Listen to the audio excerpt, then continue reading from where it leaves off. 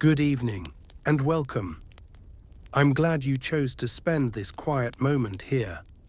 Tonight we're stepping gently into the distant past, into a world of stone and river mist, of flickering torches and whispered legend. We're traveling back to the origins of one of the most powerful civilizations humanity has ever known. The Roman world did not begin as an empire. It began as mud, reeds, and a fragile cluster of huts beside a restless river. From those humble beginnings would rise armies that crossed continents, cities paved in marble, and rulers whose names would echo for thousands of years. But tonight we are not rushing toward conquest or glory. We are walking slowly, listening, letting history unfold at its own pace. Wherever you are, whether the room is dark and quiet or softly lit, allow your breathing to settle. Let your thoughts drift like clouds. There is nowhere else you need to be. This story has waited over 2 millennia. It can wait a few moments more while you relax into it. And when you're ready, we begin. Long before Rome carried the weight of empire, before banners and legions and emperors crowned in gold, there was only a river cutting patiently through the Italian countryside. The Tiber moved slowly then, as it does now, its surface broken by reeds that whispered in the wind. Morning mist gathered low along its banks. Birds crossed the pale sky in silence. The land felt untouched, suspended in a moment before history learned its own name. Near the base of a gentle rise called the Palatine Hill, the earth was soft and dark from seasonal floods. Here, shepherds passed with their animals. Smoke from small fires curled upward into the air. Life was simple, rhythmic, almost invisible to the wider world. Yet in this quiet landscape, the Romans would later say, destiny had already chosen its ground. Before the city existed, there was a story repeated so often that it settled deep into memory, blurring the border between myth and truth. Even those who doubted its details could not ignore its power. It explained not just how Rome began, but why Romans believed themselves shaped by struggle from the very first breath. The legend speaks of a young woman named Rhea Silvia. She was sworn to sacred service as a Vestal virgin, a guardian of holy fire, bound to chastity by command of her uncle, King Amulius. He feared prophecy and bloodlines. He feared any child who might one day challenge his claim to power. And so he tried to silence fate through law. But fate is rarely obedient. The god Mars, silent and unseen, entered her life. Whether as deity, dream, or symbol, the result was the same. Rhea Silvia gave birth to twin sons, Romulus and Remus. Their existence was a threat. The king ordered the infants taken away, sealed inside a basket, and cast into the swollen current of the Tiber. It was meant to be a quiet ending, a disappearance without witnesses. But rivers have their own intentions. The spring floods slowed the basket rather than swallowing it. The current carried the children gently toward the shallows where the water loosened its grip. The basket turned, caught in roots near a fig tree, and came to rest on damp earth. There, the legend tells us, a she-wolf discovered them. Not as a monster, but as a mother. Her body was warm, her breath steady. She lifted the crying children into her den beneath the hill and fed them as if they were her own. In the dim shelter of stone and shadow, they survived. Later, a shepherd named Faustulus found the boys and carried them home. He and his wife raised the twins among flocks and open sky. They grew strong and stubborn, quick to anger and quicker to defend one another. They did not yet know their origin, only that the land seemed to answer them, that the river and hills felt strangely familiar.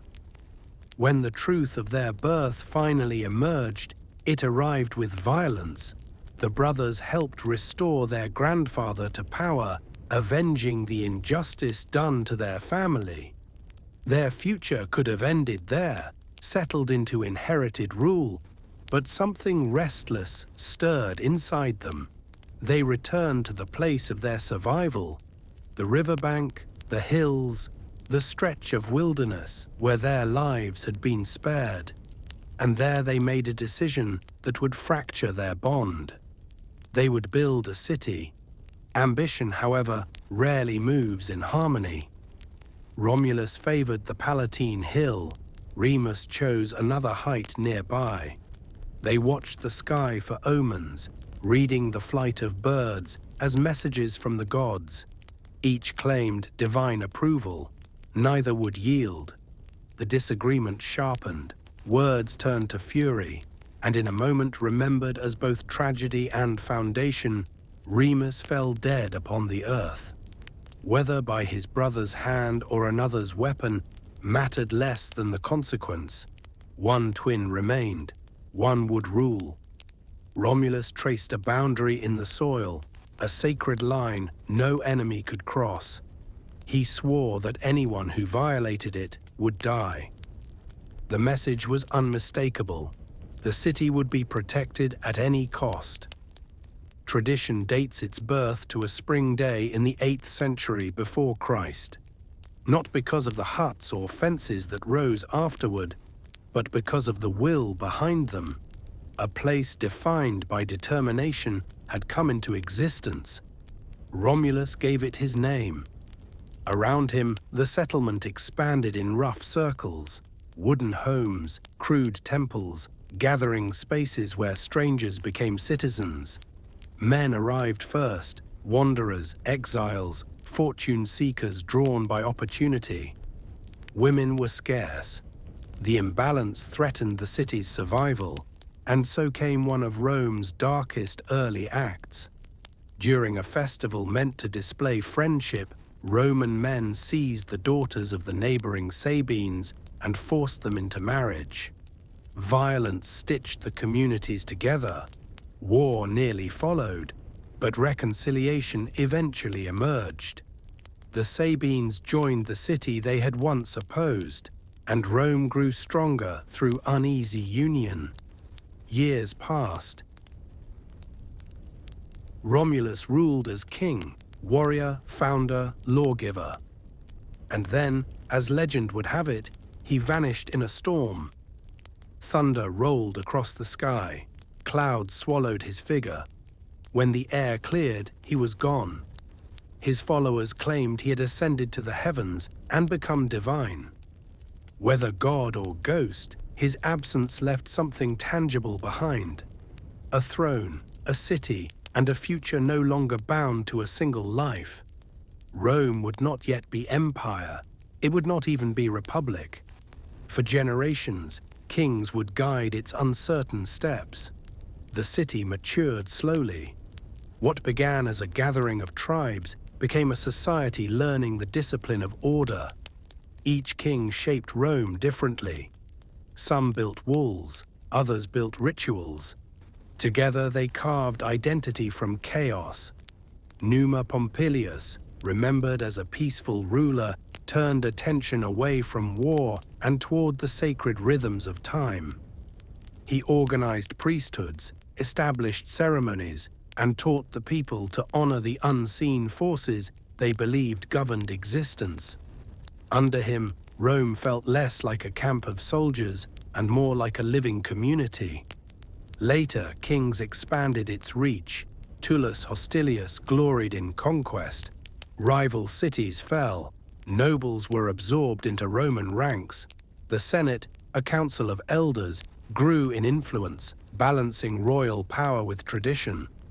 Ancus Marcius extended bridges across the Tiber, binding the city to new trade and movement. Roads appeared, markets flourished. Rome no longer clung to survival. It was beginning to imagine permanence. Then came rulers from the north, kings shaped by Etruscan culture, bringing engineering, ceremony, and grandeur. Public works rose from the soil. Massive temples dominated the hills. Census records organized citizens into structure. Military formations became disciplined and deliberate. Yet power has a way of hardening hearts. The final king, remembered as Tarquin the Proud, ruled through fear. He dismissed counsel. He governed without consent. Ambition eclipsed restraint. His household became a symbol of tyranny. When his son committed an act of brutal violation against a noble woman named Lucretia, her grief shook the city. Her death ignited outrage that could no longer be contained. Leading families rose in revolt. The monarchy fell not through invasion, but through collective refusal. The king was exiled, and with him the age of Roman kings ended. In its place, something fragile and radical emerged: a republic. Authority would be divided, leaders would be chosen. The memory of tyranny would stand as warning, etched into the Roman mind for centuries to come. The empire was still far away, but its foundations, myth, violence, ambition, reform, had already taken root, and Rome continued to breathe beside its river. For generations afterward, the memory of kings lingered like a scar that never fully faded. No Roman dared speak the word king without discomfort. It was a title soaked in suspicion. The people remembered too clearly how absolute power could tighten like a fist, how authority without limits could bend a city toward fear. The monarchy had built Rome, but it had also taught Rome what must never return. So the crown was symbolically shattered.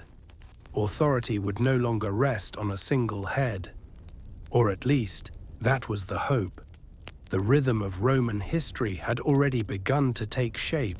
Greatness born through struggle, order wrestled from chaos, and a relentless drive to build something larger than any one life. Out of the monarchy's collapse rose an idea that was fragile, uncertain, and experimental. It had no precedent strong enough to guarantee survival. It existed more in aspiration than in proof. The Romans called it res publica, the public matter, the republic. It was not meant to glorify rulers. It was designed to restrain them. Where once there had been a single king, there were now two consuls, elected each year. They held equal authority, each a mirror and a check upon the other.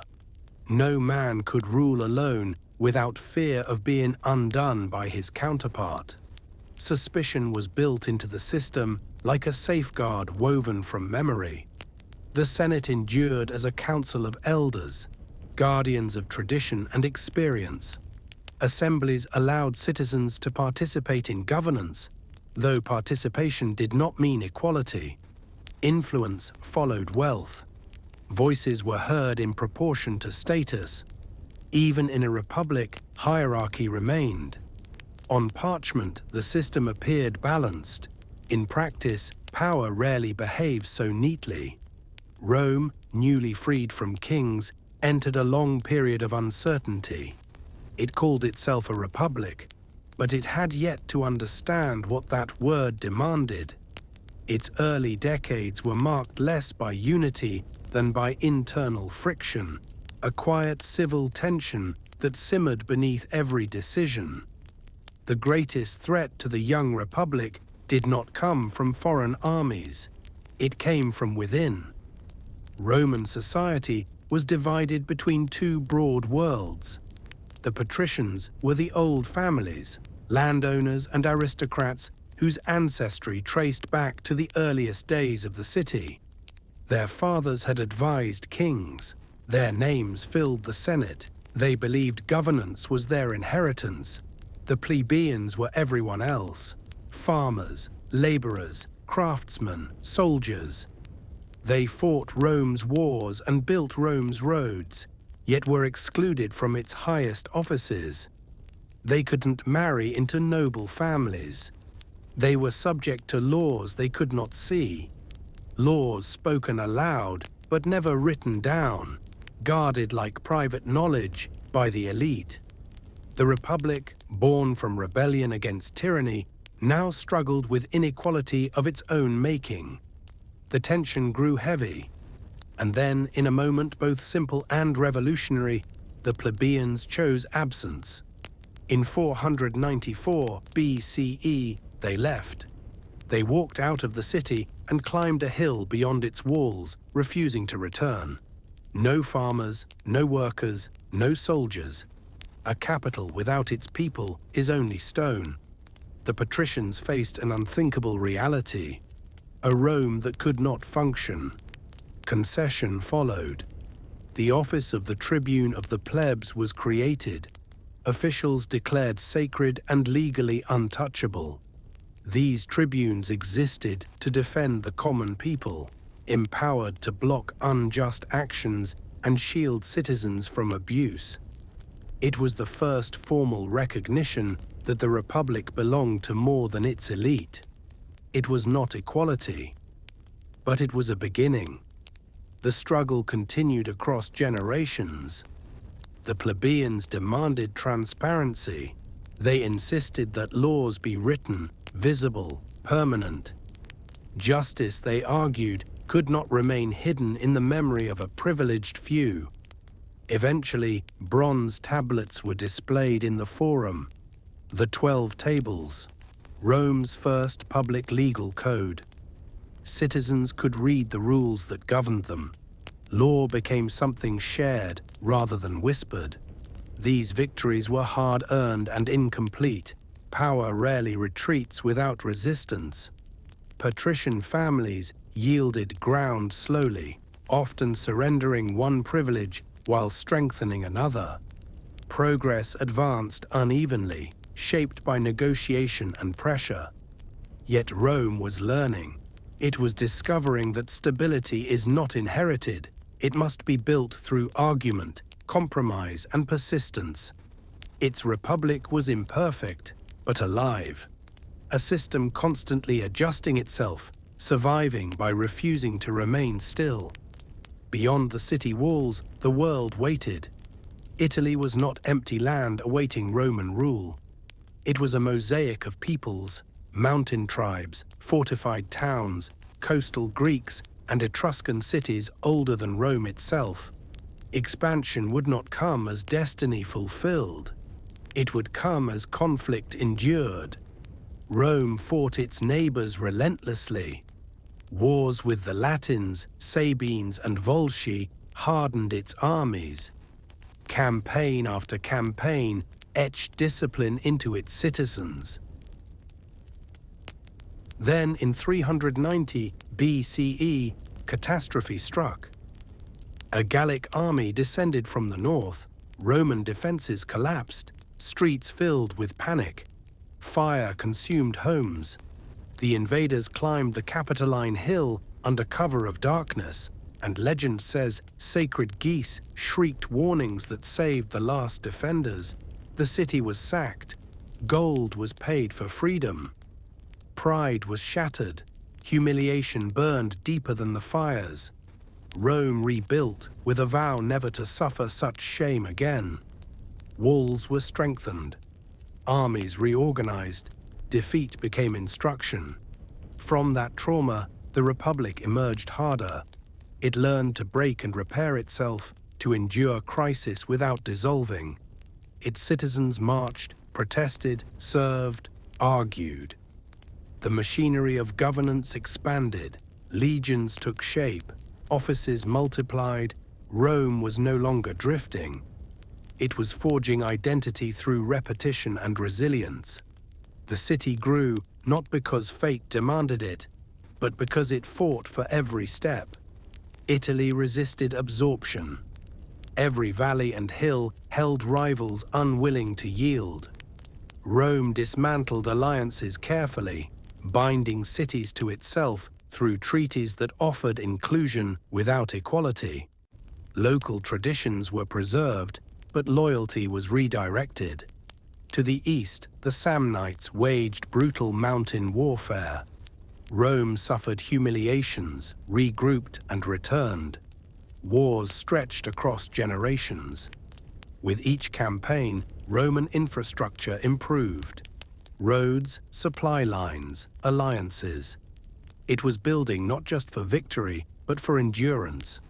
In the south, Greek cities called upon King Pyrrhus, a descendant of Alexander's legacy. He arrived with war elephants and battlefield genius, winning costly victories that hollowed his own strength. His triumphs became warnings, victories that destroy the victor. Rome absorbed the lesson. By the 3rd century BCE, no rival in Italy could match its reach. The peninsula belonged to a patchwork system engineered for control. Citizenship granted in degrees, independence allowed in appearance, obligation binding all roads back to Rome. And beyond Italy lay the sea. Across the water stood Carthage, wealthy, disciplined, master of trade and naval power. For a time, Rome and Carthage tolerated one another, expanding in opposite directions like cautious predators. Between them lay Sicily, and Sicily would ignite a century of war. When Rome crossed the strait, it stepped into its first true overseas conflict. At sea it was inexperienced, but it learned quickly. Ships were copied, crews drilled, battles transformed into infantry struggles aboard floating platforms. For decades, storms and blood decided nothing. Resilience decided everything. Rome endured long enough to win. Sicily became its first province. The Republic had crossed a threshold. It now ruled foreign land. Expansion was no longer accidental, it was structural. But Carthage did not disappear. From Spain rose Hannibal, sworn enemy of Rome. He crossed mountains thought impassable and brought war directly into Italy. Battles followed that scarred Roman memory. Trebia, Lake Trasimene, Cannae, fields where tens of thousands died in a single day. Panic spread, yet surrender never came. Rome adapted, avoided direct confrontation, stretched the war across years until endurance outlasted brilliance. When Scipio carried the fight to Africa and defeated Hannibal at Zama, the balance of the Mediterranean shifted permanently. Carthage survived in name, but not in power, and when it dared to prosper again, Rome returned to finish what fear had demanded from the beginning. The city was destroyed, its people enslaved, a rival erased. In the same year, Greece fell, Carthage in the west, Corinth in the east. Two ancient worlds extinguished in a single breath of history. Rome did not declare itself an empire, but the empire had already arrived. The map of Rome was changing faster than the Romans themselves could understand. New provinces appeared almost every decade: Spain in the west, North Africa across the southern sea, Greece with its ancient cities, Asia Minor with its layered kingdoms. Each victory extended Rome's reach, but also stretched its ability to govern what it had taken. Governors were dispatched to rule these distant lands. Some were disciplined administrators who saw their duty as sacred. Others treated their assignments like personal treasure chests, extracting wealth with quiet cruelty. The provinces fed the capital endlessly. Grain ships arrived heavy in the harbor. Gold passed through counting houses. Slaves walked in chained columns. Spices perfumed the markets. Art stolen from conquered cities filled Roman villas. The world's riches flowed inward like a tide that never receded. And Rome drank deeply. Senators returned from campaigns transformed into men of staggering fortune. Estates spread across the countryside. Marble replaced brick. The city rose vertically and outward at once, swelling with migrants, veterans, merchants, and the displaced poor. Monuments crowded the forum. Arches celebrated victories most citizens barely understood. Triumphs rolled through the streets in choreographed spectacle, generals riding in gilded chariots while prisoners marched behind them in silence. It was a city intoxicated by success. But triumph has weight, and that weight pressed down hardest on the foundations. The Roman army was no longer what it had once been. In earlier generations, soldiers were farmers who fought briefly and returned home in time for harvest. Now campaigns lasted years. Legions marched to the edges of the known world and stayed there.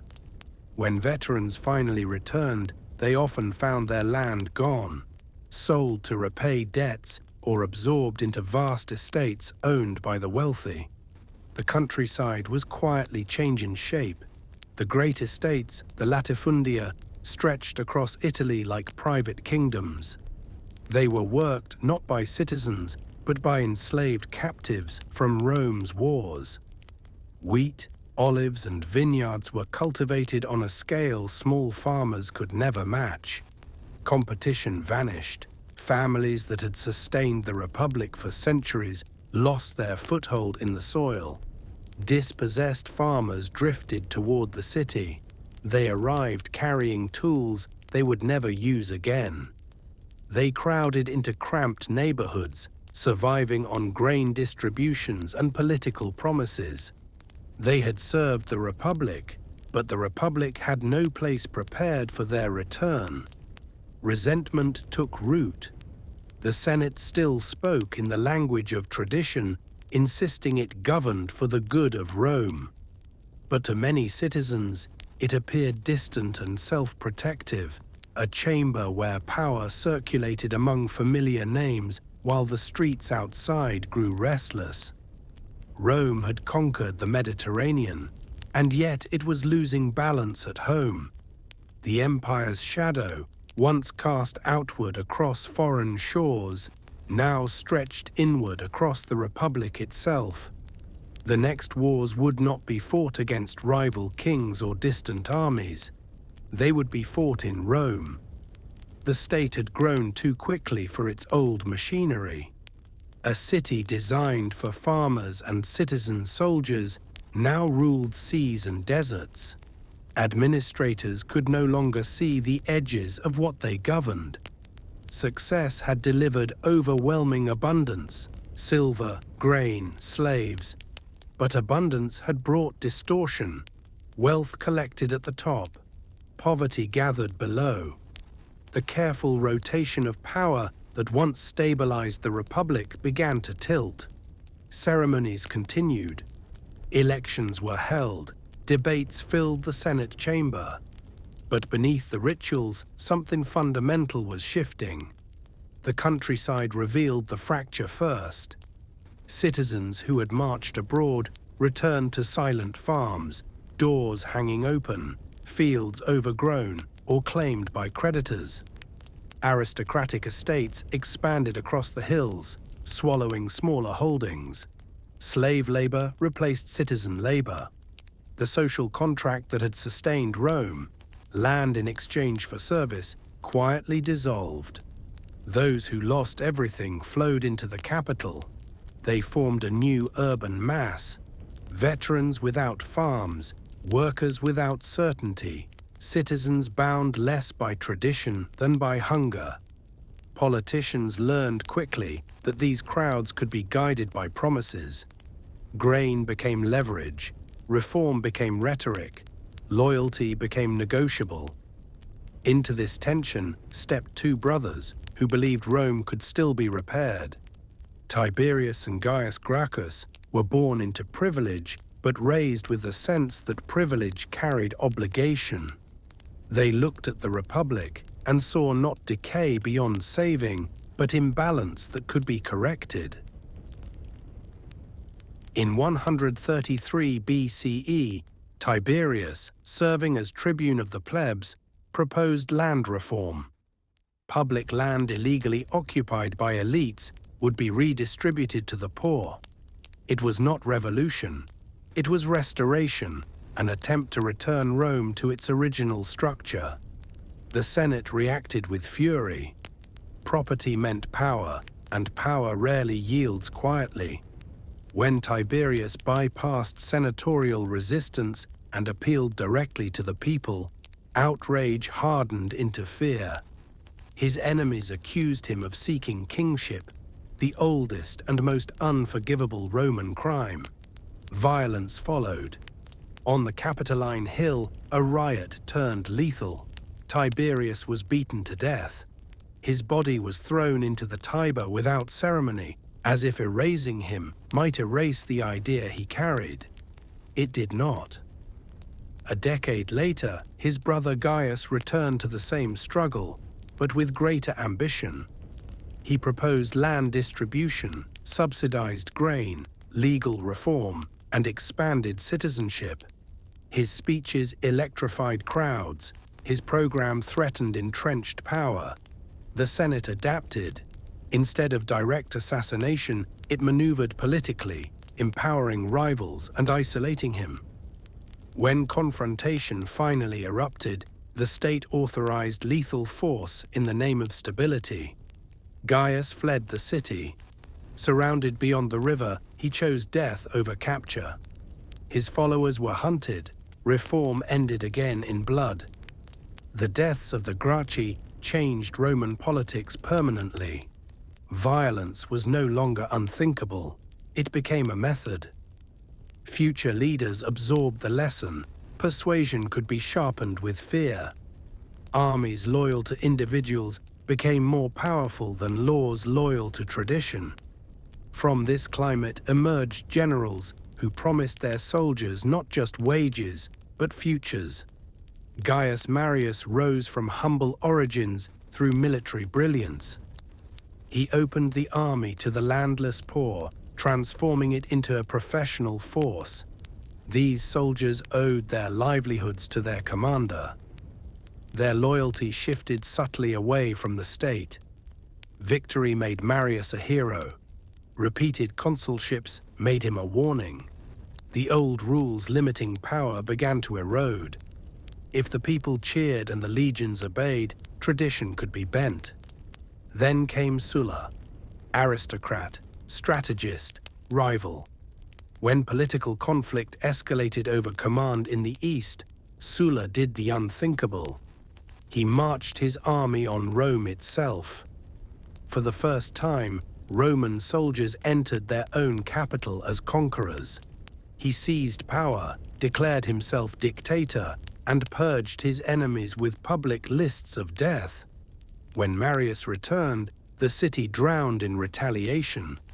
When Sulla regained control, the violence intensified.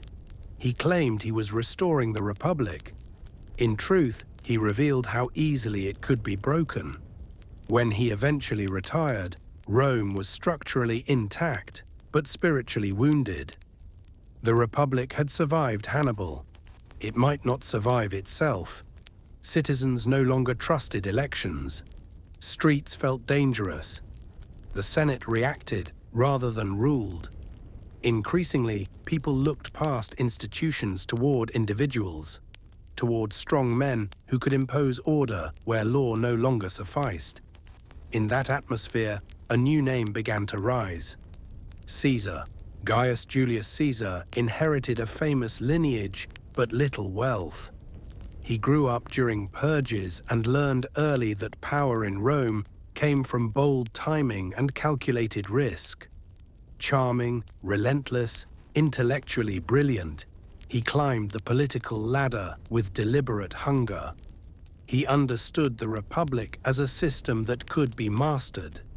Aligning himself with popular causes, he courted the urban masses, staged magnificent games, and cultivated an image that blended accessibility with grandeur.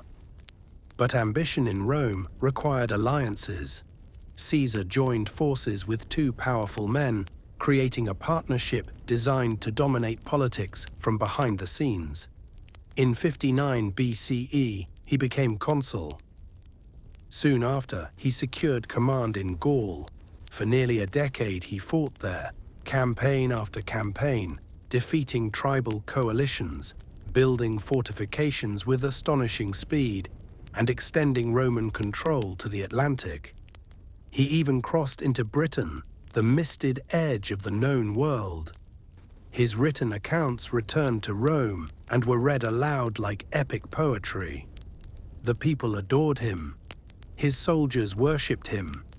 His rivals feared him.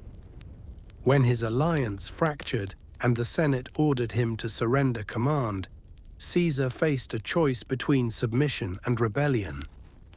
He chose rebellion. In 49 BCE, he crossed the Rubicon River with his army, a small stream that marked a boundary larger than geography. It was an act of treason and inevitability at once. Civil war ignited. At Pharsalus, Caesar defeated Pompey. His former ally fled to Egypt and was murdered before Caesar arrived. Presented with Pompey's severed head, Caesar wept.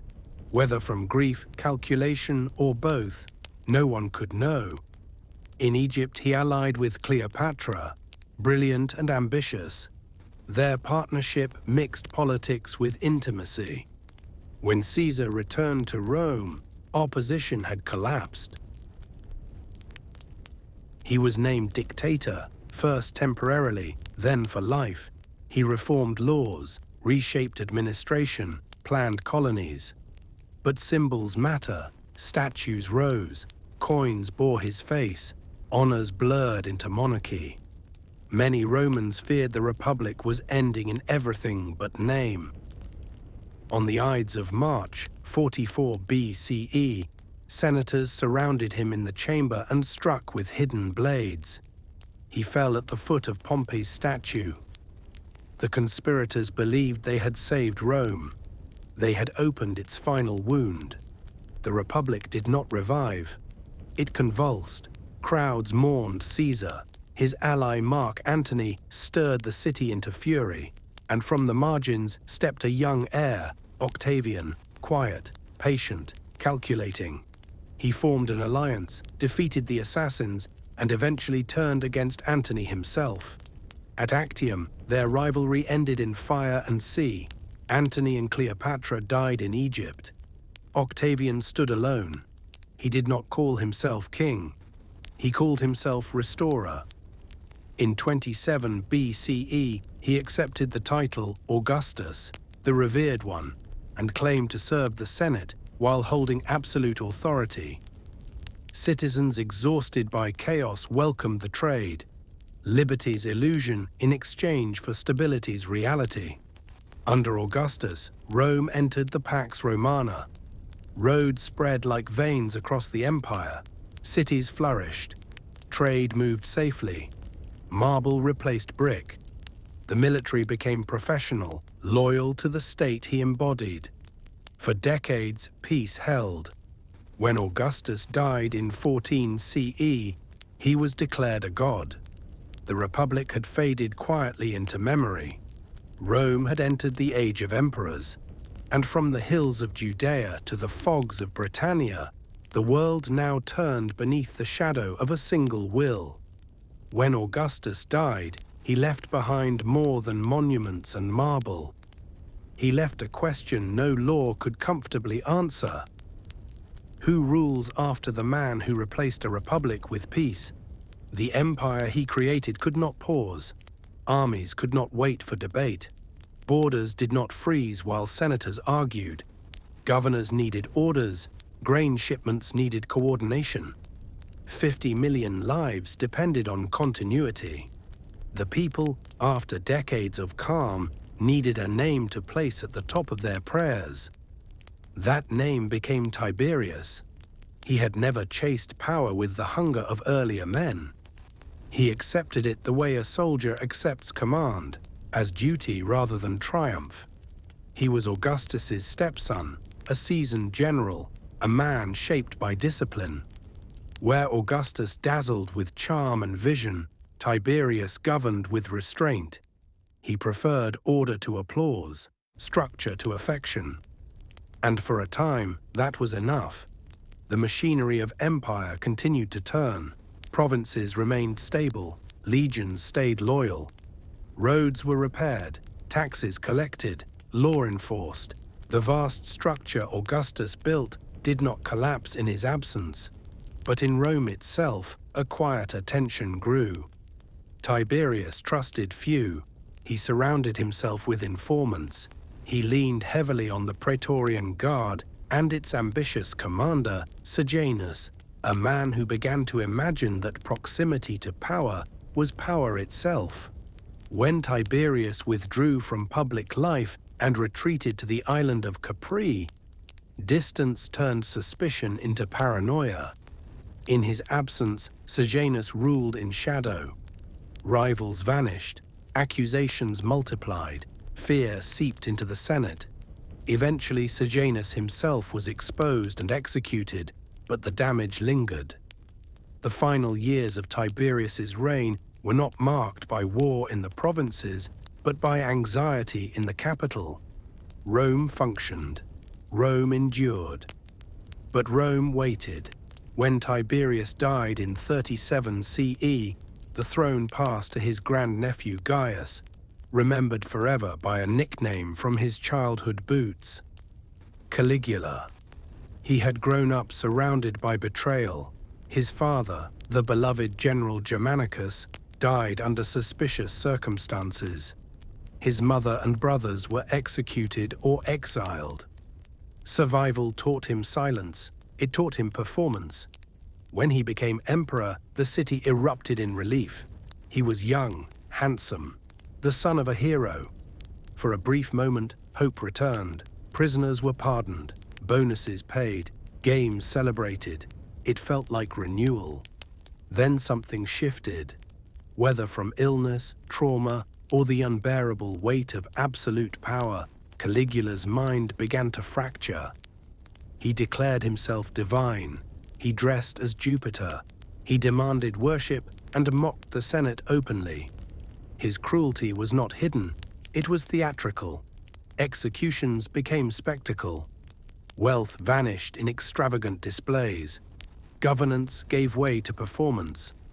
After 4 years, the Praetorian Guard murdered him. His death left a stunned silence. In the chaos that followed, soldiers found his uncle Claudius hiding behind a curtain and proclaimed him emperor. The Senate hesitated, but it did not resist. Claudius had spent his life underestimated. He stammered, he limped, he preferred books to banquets.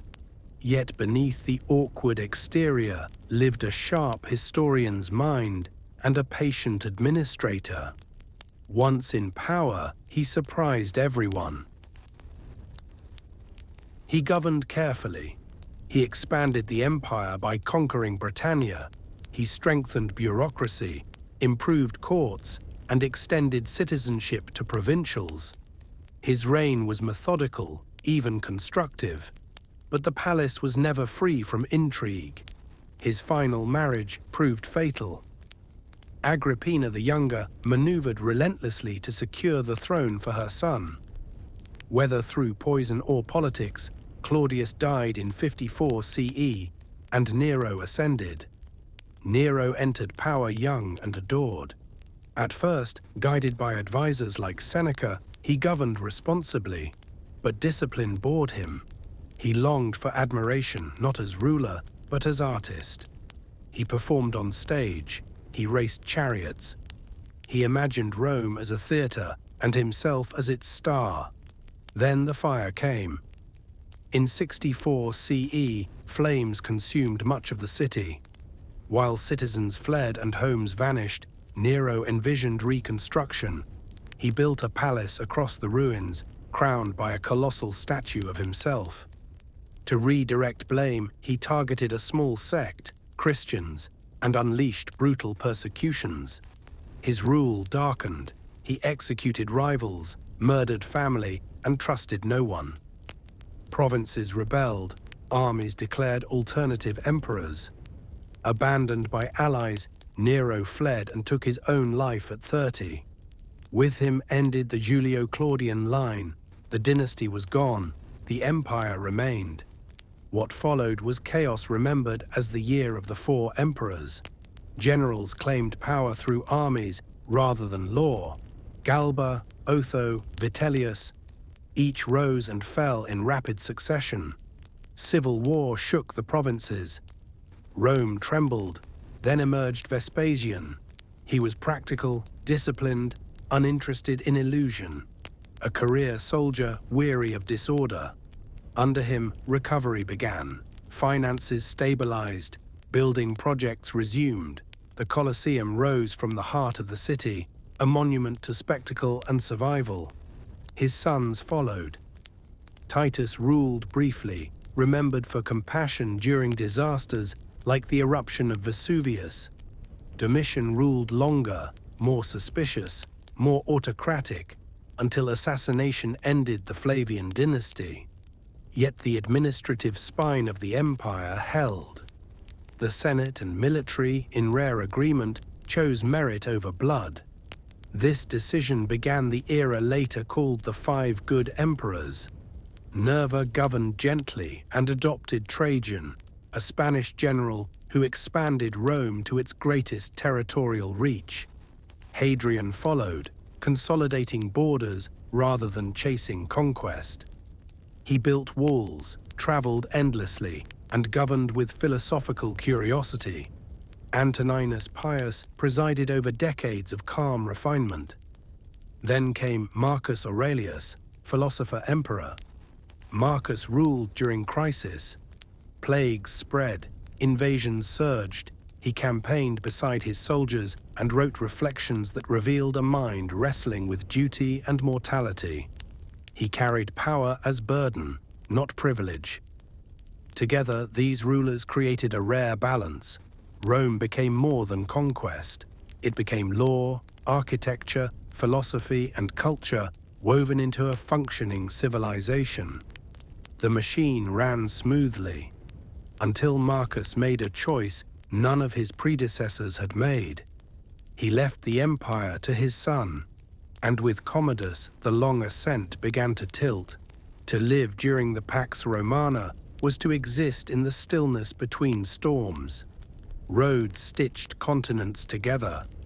Trade flowed, cities thrived. More than 50 million people lived beneath Roman order, speaking dozens of languages, worshipping countless gods, yet linked by infrastructure and law. The empire did not erase cultures, it absorbed them. Life pulsed in cities thick with noise and structure. Tenements crowded the poor, villas sheltered the wealthy, markets shouted, temples smoked with incense. In provinces, Roman architecture blended with local traditions. Roads stretched endlessly, ships carried grain, oil, silk, even time marched under Roman calendars. Religion multiplied, old gods endured. New cults promised salvation. Christianity spread quietly in the margins, tolerated, persecuted, persistent. Education flourished. Engineers spanned mountains with aqueducts. Artists filled homes with color. Yet beneath the grandeur lay hierarchy. Farmers labored for unseen landlords. Slaves numbered in the millions. Privilege rose like a pyramid, heavy and stable. And still, it worked. For nearly 2 centuries, the system endured. Order in exchange for obedience, bread and spectacle in exchange for silence. Many accepted the bargain. It felt eternal. But eternity never announces its ending. The next century would not begin with collapse, but with a subtle misalignment. Borders strained, loyalties shifted, confidence thinned. The great machine of Rome did not shatter. It drifted out of rhythm, quietly, almost gently, and by the time anyone truly noticed, the change was already irreversible. Then the fractures deepened. In 180 CE, Marcus Aurelius died, and with him ended the long line of emperors chosen for discipline and restraint. For nearly a century, Rome had been guided by rulers selected through adoption and merit. That pattern broke the moment power passed to his son, Commodus. He inherited the empire by blood, not preparation. Commodus was not born cruel, but he was raised in excess and shielded from consequence. He loved display more than duty. He dressed as Hercules, fought staged battles in the arena, and treated the throne as a mirror for his own glory. Governance bored him. Spectacle thrilled him. The Senate simmered with resentment. The army watched with unease.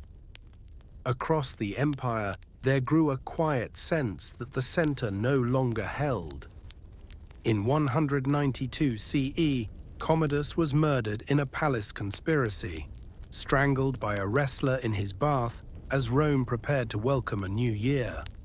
His death did not restore order. It opened the door to instability that would echo for generations. What followed was not a single collapse, but a grinding era of uncertainty. Between 235 and 284 CE, the empire cycled through more than 20 emperors. Most were generals elevated by their troops in distant provinces. Few ruled long, fewer died peacefully. Many were cut down by their own soldiers, overthrown by rivals, or abandoned the moment fortune shifted. The throne became a prize taken by force and surrendered in blood. Armies that once guarded the frontiers turned inward. Provinces rebelled, regions splintered away. In Gaul, a breakaway empire formed. In the east, the city of Palmyra rose under Queen Zenobia and carved out its own dominion. Rome, which had ruled continents, struggled now to rule itself. And as internal fractures widened, danger pressed from beyond the borders. Germanic tribes crossed the Rhine and Danube in growing waves. The Sassanid Persian Empire struck from the east. Cities were looted. Fortresses fell. For the first time in centuries, invasion was not an exception, but a pattern. Trade slowed, currency weakened, famine and plague returned. In some regions, populations collapsed. Streets once alive with commerce echoed with fear. Many whispered that the gods had abandoned Rome, that the empire's pride had invited punishment. Yet still it endured. Out of the storm rose a handful of leaders determined to hold the structure together. Among them was Aurelian, a hardened soldier emperor who moved with relentless energy. He reconquered the breakaway territories, defeated Zenobia's Eastern Empire, and drove back invading forces. For his victories, he earned the title Restitutor Orbis, Restorer of the World. He fortified Rome itself with massive new walls, acknowledging that even the capital was no longer untouchable. His rule brought discipline and clarity, but like many before him, he was assassinated by his own officers before his reforms could fully mature. The crisis of the 3rd century was not a single disaster. It was a prolonged erosion of confidence. A generation lived in permanent emergency, moving from war to war, ruler to ruler, never certain what tomorrow would bring. The empire had expanded beyond the strength of its institutions. It relied too heavily on the loyalty of armies and too little on stable succession. The illusion of unity had cracked. But from those cracks, something new began to emerge. Rome did not die. It transformed. By the time Diocletian seized power in 284 CE, the empire was exhausted. It had buried too many rulers and survived too many near collapses to rely on tradition alone. Diocletian did not arrive as a hero wrapped in legend. He arrived as an organizer. And that was what Rome needed most. He understood that the empire had grown too vast for one man to govern. Instead of pretending otherwise, he redesigned the structure itself. He divided authority between co-emperors, creating the tetrarchy, a rule of 4. 2 senior emperors, called Augusti, governed east and west. Beneath them stood 2 Caesars, heirs prepared to succeed and assist. It was not a return to the Republic, it was a new architecture of power built for survival. Diocletian restructured the army, strengthened border defenses, and expanded the bureaucracy to manage taxation and administration. He elevated the emperor into a distant sacred figure, wrapped in ceremony and ritual. No longer a first citizen, the ruler became a being above ordinary life, a symbol of order in a chaotic world. He had little patience for nostalgia. The old system had failed. Stability demanded reinvention. Religion, too, became a battleground. Christianity had spread quietly across cities and countryside, drawing followers from every social class. Christians refused to sacrifice to the emperor and rejected the traditional gods. To Diocletian, this was not simply a theological disagreement. It threatened the unity of the state. He launched the most severe persecution Christians had ever faced. Churches were destroyed, scriptures burned, believers imprisoned and executed. The empire turned on its own citizens in the name of cohesion. Yet the faith endured. In 305 CE, Diocletian did something unprecedented. He abdicated. He stepped away from power voluntarily and retired to a palace by the Adriatic Sea, tending gardens while the machinery he built struggled to continue without him. The tetrarchy unraveled almost immediately. Rivalries returned, civil war followed. From that struggle emerged another transformative figure, Constantine. A soldier and son of an imperial officer, Constantine fought through years of succession wars until he stood alone near Rome in 312 CE. On the eve of battle at the Milvian Bridge, he claimed to see a vision, a cross of light in the sky, and the promise of victory through it. He marked his soldiers' shields with the Christian symbol and won. The following year, the Edict of Milan granted legal tolerance to Christianity and ended official persecution. It was not yet a full Christian empire, but it was a decisive shift. A faith once hunted by the state now stood protected by it. Constantine reshaped more than religion. He moved the empire's center of gravity eastward. On the site of Byzantium, he built a new capital, Constantinople, filled with palaces, churches, and fortified walls. Rome itself remained honored, but political power had migrated. A new Rome had risen. By 324 CE, Constantine ruled a reunited empire. When he died in 337, baptized into the Christian faith, the transformation was irreversible. Christianity spread into law, culture, and governance. Pagan traditions faded gradually as the empire adopted a new spiritual identity. By the end of the 4th century, Christianity was no longer tolerated. It was official. Temples gave way to churches. Imperial authority intertwined with a new religious order. The ancient voice of the Senate retreated further into ceremony. Rome still stood, but it was no longer the Rome that Augustus had built. It had become something else, older, heavier, reshaped by crisis and survival. An empire that had bent without breaking, and in bending transformed forever. In 395 CE, after the death of Emperor Theodosius I, the Roman Empire was divided one final time.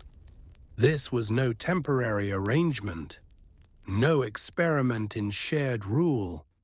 It was a permanent separation. The Western Roman Empire would be governed from Milan and later Ravenna. The Eastern Roman Empire would remain centered in Constantinople. What Diocletian had once divided to preserve, and Constantine had briefly reunited, now became two distinct worlds. Together, those reforms had already reshaped Rome. The empire had moved from republic to monarchy, from many gods to one faith, from the old capital on the Tiber to a new capital on the Bosporus. A civilization that began as a single city had become a continent-spanning organism, speaking dozens of languages and praying in different ways beneath a shared imperial name. Yet while the eastern half gathered strength, the West began to weaken. By the closing years of the 4th century, the Western Empire stood like a tired giant.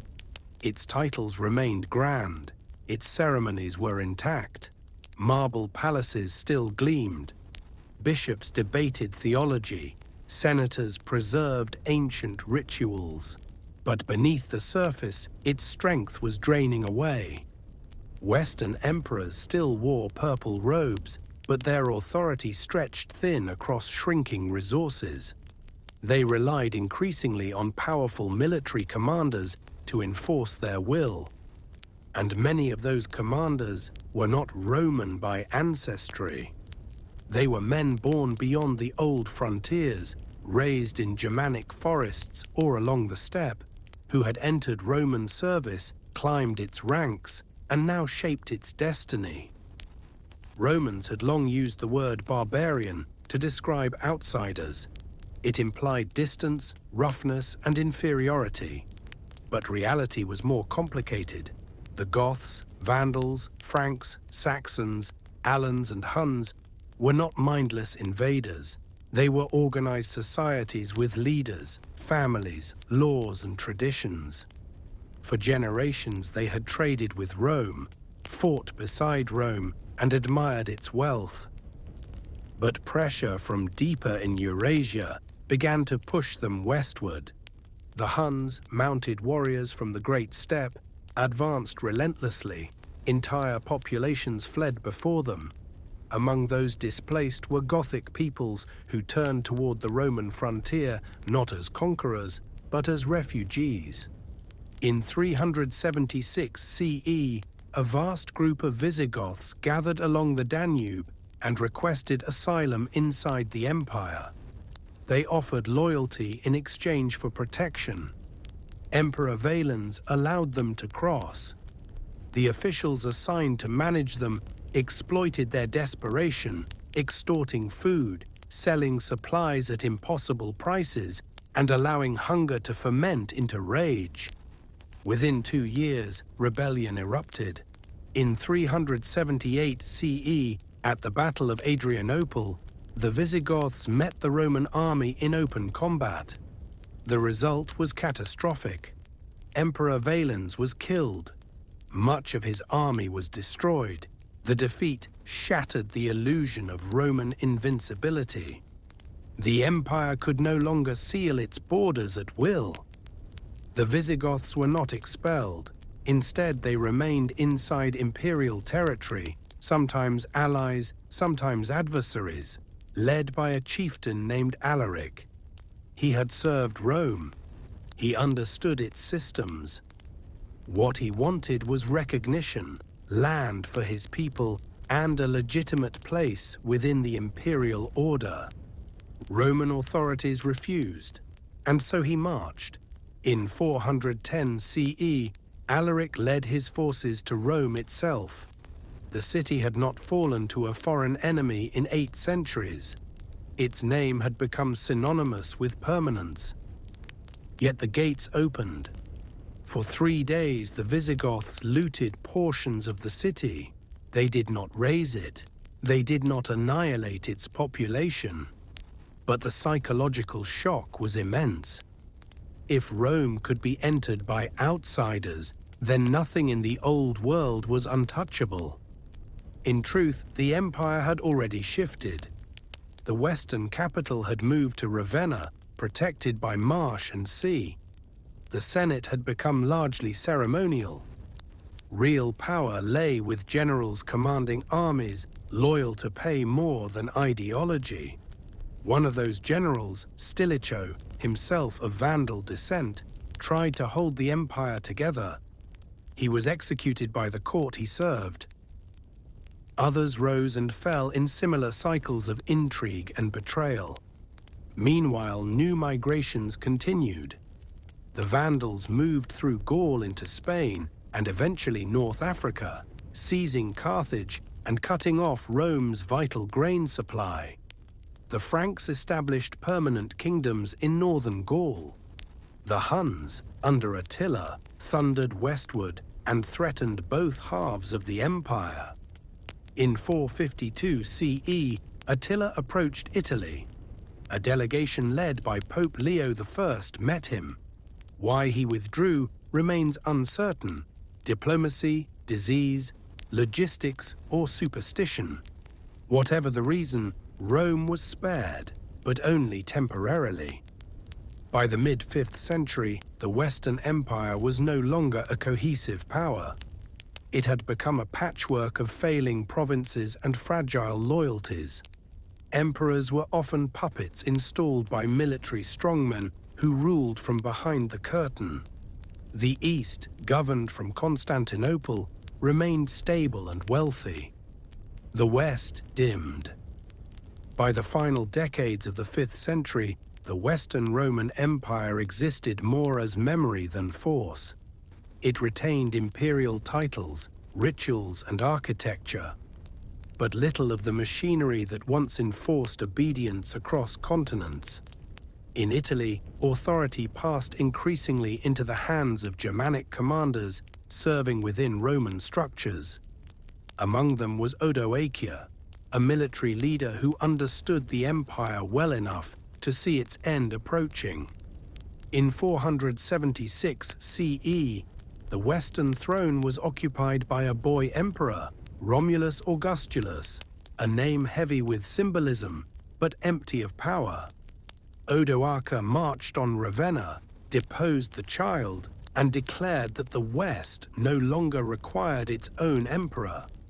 The imperial regalia were sent to Constantinople. There was no final battle, no ceremonial funeral. The Senate continued to meet. Laws were still written in Latin. Cities still called themselves Roman. But the Western Roman Empire, as a political entity, had ended.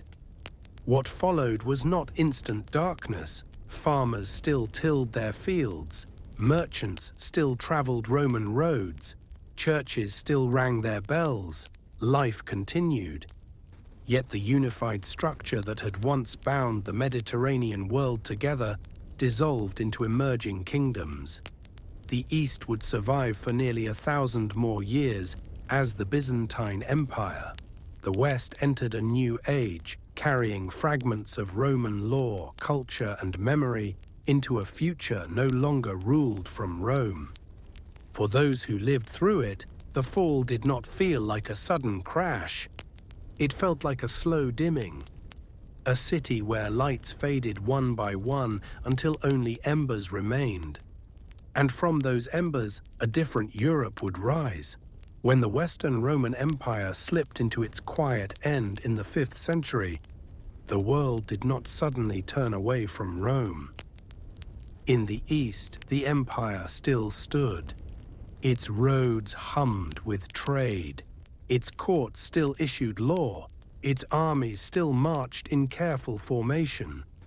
The old capital on the Tiber had grown brittle with age, but the new capital on the Bosporus was only beginning to stretch into its full strength. This city, founded by Constantine and named in his honor, rose as a fortress of stone and gold, ringed by sea walls, and guarded by battlements that seemed to rise from the water. Like the ramparts of myth, Constantinople was not a copy of old Rome, it was something new. shaped by centuries of Greek thought, Eastern influence, and Christian belief. It stood at the crossroads of worlds, where Asia met Europe, and it carried the Roman name with quiet pride, long after the city of Rome itself had become a memory. The people of this Eastern Empire never called themselves Byzantine. That name would come later, invented by historians trying to draw a clean line between past and present. But they saw no such break. They called themselves Romans. Their empire was the Roman Empire. Their emperor stood as the heir of Augustus and Trajan, of Constantine and Theodosius. They wrote in Greek instead of Latin, prayed in churches instead of temples, and clothed their rulers in robes embroidered with crosses, rather than eagles. Yet they preserved the laws, the rituals, and the imperial ambition. The old republic had died centuries earlier, but the idea of Rome still breathed within their walls. One emperor more than any other would shape this new Roman identity. His name was Justinian. He ruled in the 6th century, with a mind sharpened by scholarship and a will hardened by struggle. He did not dream merely of survival. He dreamed of restoration. In the glittering halls of Constantinople, where mosaics shimmered with colored glass, and domes floated overhead like captured sky, he laid plans to reclaim the lost lands of the West. He sent his generals across the sea, Belisarius and Narses, men who marched through North Africa and Italy. With precision and fire, they defeated the Vandals in Carthage. They seized Sicily and Rome. They captured Ravenna and held it. For a brief moment, it seemed as though the old empire had been stitched back together, stretching once more from the shores of the Bosporus to the mountains of the West. But the reunion stood on fragile ground. The wars drained the treasury. Plague swept through the cities like an invisible blade. Enemies once scattered returned sharper and more determined. Even as Justinian rebuilt the church of Hagia Sophia into a monument of light and geometry, even as he gathered Roman law into the Corpus Juris Civilis, a legacy that would shape legal systems for centuries, his empire was already beginning to contract. It had reached too far, too quickly. When he died, the dream of full restoration faded with him. What remained, however, was resilient. The Eastern Empire adapted. It shrank when it had to. It fortified its cities and reshaped its armies. Then a new force rose from the deserts of Arabia. The rise of Islam in the 7th century changed the balance of the world. Armies of the Arab Caliphate surged across the old Roman provinces, taking Syria, Palestine, Egypt, and North Africa. With astonishing speed, territory after territory was lost, but the empire did not collapse. Constantinople stood. Its walls held. Its emperors endured. They no longer ruled the world, but they ruled themselves. And in doing so, kept the Roman light burning in the eastern sky. The people of the city still believed in their empire. They prayed before golden icons, lit candles beneath painted saints, and debated theology. With the same intensity earlier generations had reserved for politics, they called their ruler Basileus, emperor and protector of the faith. And church and state became inseparable, forging a culture unlike any other. Byzantine art glowed with gold and mystery. Byzantine diplomacy moved with careful patience. Survival depended not only on armies, but on the delicate balance of war, marriage, religion, and trade. For centuries, This empire stood between Europe and the rising powers of the East, a shield, a mirror, a memory made real, and through it all, the name of Rome endured. Engraved in stone, whispered in prayer, carried in language and lore. The old capital had faded, but the idea lived on. It lived in every citizen who called himself Roman. It lived in every decree written in the emperor's name. It lived each morning when the bells of Hagia Sophia rang across the city and reminded the world that the empire was not yet finished. The Eastern Roman Empire weathered storms that would have drowned lesser powers. It bent, but did not break. Its people watched kingdoms rise and fall, watched borders shift like sand in the wind, yet still gathered beneath golden domes to chant hymns under mosaics that gleamed like sunlight trapped in stone. They believed their city was eternal. They believed its walls would never fall. And for centuries, it seemed they might be right. But no empire lasts forever, not even one that outlives its twin, not even one guarded by triple walls and the deepest harbor in the known world. The decline of Constantinople was not a sudden catastrophe. It was a slow dimming, a fading of breath stretched across generations. By the 11th century, the empire had grown smaller and more fragile. Its armies were no longer the disciplined ranks of old. Its economy strained beneath the weight of war and uneven trade. Confidence, once woven into the marble streets of the capital, began to thin. In the east, a new pressure mounted. The rise of the Seljuk Turks pushed against imperial borders, and Anatolia, once the heartland of Roman grain and soldiers, slipped steadily from control. Defeats on the battlefield began to feel permanent. Resources drained away, and with them, the quiet certainty that the empire would always recover. Then came the blow. That shattered more than territory.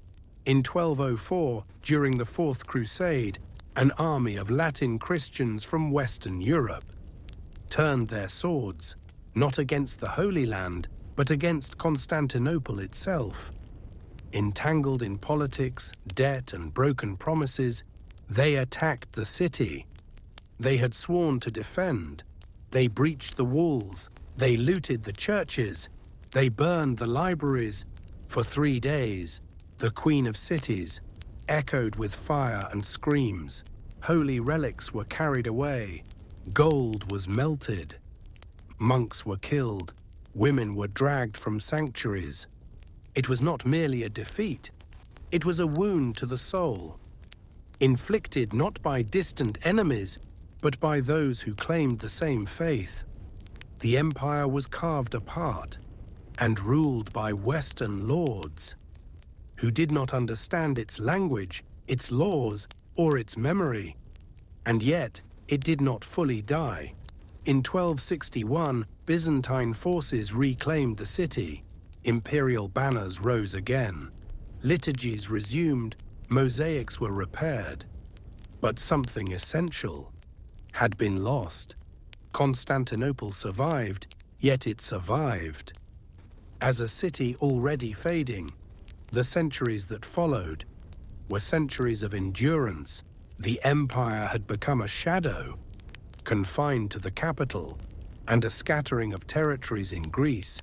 Its emperors were no longer masters of continents. They were guardians of a relic, keepers of a legacy, stretching back to Augustus and Romulus, but unable to command the fate of nations. And while the empire withered, a new power rose. The Ottoman Turks, forged in Anatolia and disciplined by conquest, moved steadily toward the Byzantine heart. City after city fell, province after province vanished, until only Constantinople remained. Its walls were still mighty, its spirit still proud, but pride could not replace numbers, and stone could not replace armies. In the spring of 1453, Sultan Mehmed II began the final siege. For 53 days, the defenders resisted, citizens, monks, soldiers, and foreign volunteers stood side by side on the walls. The city prayed, churches filled with song, eyes lifted toward heaven, and waited for a miracle. None came. On the 29th of May, the walls were breached, the gates collapsed, and the last emperor, Constantine XI Palaiologos, heir to a line more than 1,000 years old, died fighting at the final barricade. His body was never found. The city fell. Hagia Sophia was emptied, its altars stripped, its bells silenced. Then it was consecrated again, not as a basilica, but as a mosque. The Ottomans entered, not as destroyers alone, but as conquerors who understood the value of what they had taken. Constantinople became Istanbul, and the empire that once ruled from Britannia to Egypt, from Gaul to Mesopotamia, drew its final breath. Yet even in death, Rome did not vanish. It lived on. In the laws that shaped kingdoms, in the language of scholarship, in the architecture of churches and courts. It lived in armies, in calendars, in alphabets, in the ambitions of rulers, who would one day call themselves Caesars. In Russian and German tongues, the idea of Rome outlived the city itself. It passed from myth to reality, and back into memory. In the end, the Roman story stretched across more than 2 millennia, from a shepherd's village beside the Tiber to the golden walls of Constantinople on the Bosporus. It conquered, it governed, it adapted, it endured, it raised gods, wrote laws, buried nations, and whispered across centuries. That power might be eternal, but power never is. Only memory endures, only story remains. And this story of marble and blood, of emperors and belief, of centuries shaped by vision and violence, now rests quietly with you. Good night.